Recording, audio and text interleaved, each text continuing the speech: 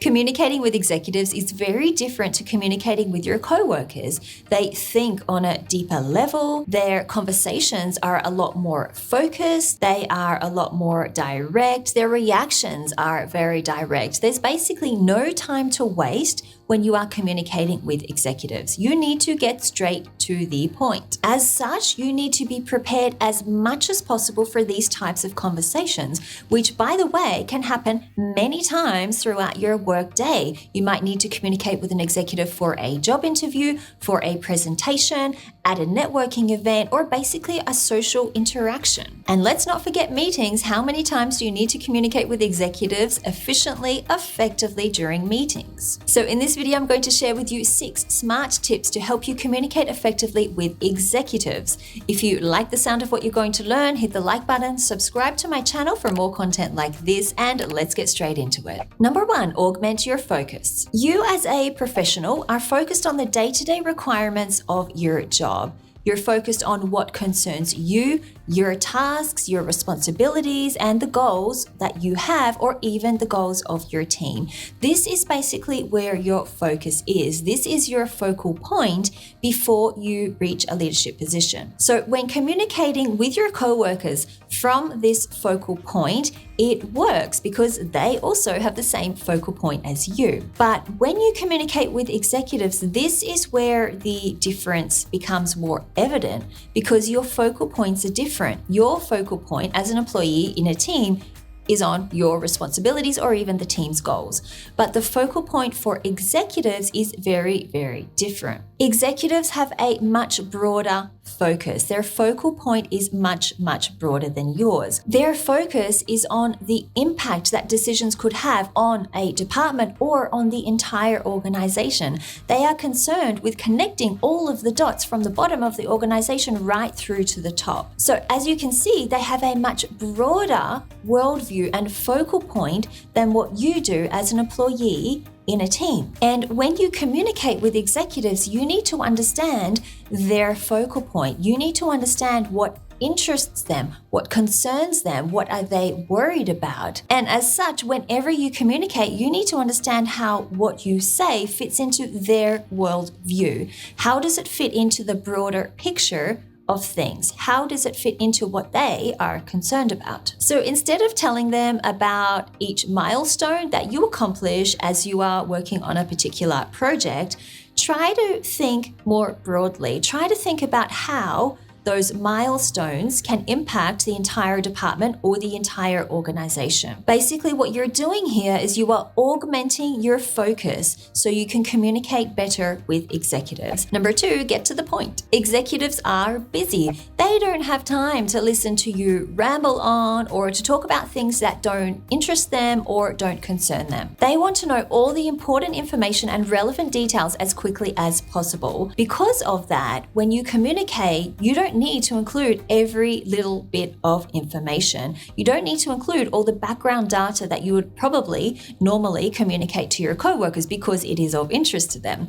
What you need to do when you communicate with executives is summarize the key points, the main key points from what you are talking about, so you can get to the point as soon as possible. This, of course, means that you need to prepare adequately before a communication opportunity with an executive. Think about what information is important to that executive. Write down 3 to 5 key points you think they will want to know about, and practice communicating each of those points in 1 minute or less. Use a timer for this activity. This structure, over time, it will force you to become a lot clearer with your thoughts.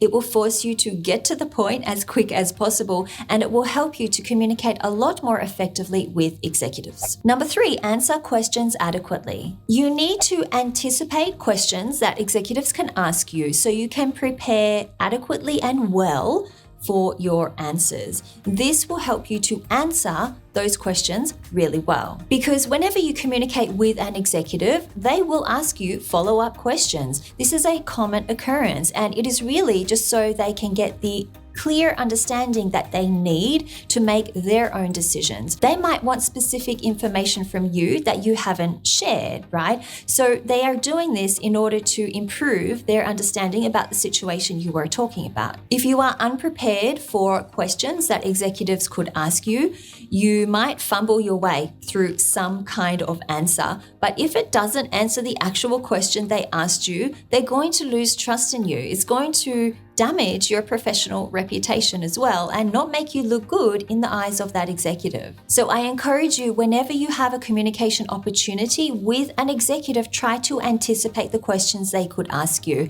and prepare potential responses for those questions. This will absolutely make you look a lot more prepared and help you feel a lot more confident in that interaction as well. And in preparing good responses to the questions executives might ask you, you need to know any data, any facts, any numbers inside and out. Executives commonly rely on high-level data like this. They know the numbers, they know the impact it has on a department or on an organization. So if you are including or talking about these numbers in your answers, you need to fully understand them as well. They will expect that you do, because they may ask you about those numbers, about that data in your presentation. So I encourage you to spend time really understanding what the numbers, what the data, what the facts and figures are that you are talking about in your presentation, because they will ask you follow-up questions. Remember, I said before, executives love follow-up questions. They absolutely do.